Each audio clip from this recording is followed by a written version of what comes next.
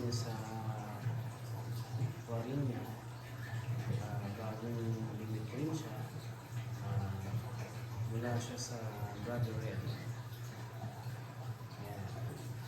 Nagro-roll pa siya sa new aquarium niya na 90 gallons with 50 gallons na Anderson. Medyo mugulatin pa siya.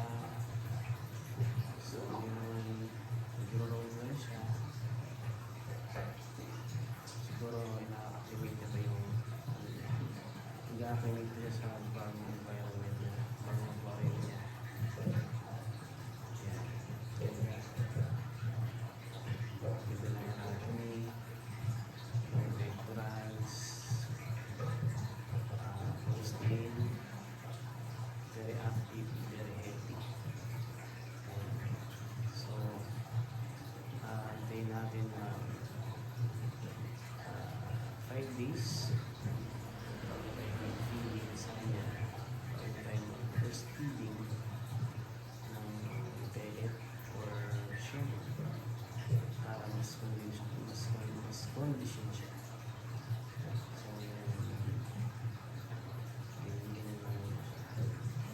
Medyo skittish, overload siya. Kasi bago pa lang. So, bye guys after 5 days para sa first feeding. So, turn off ko na rin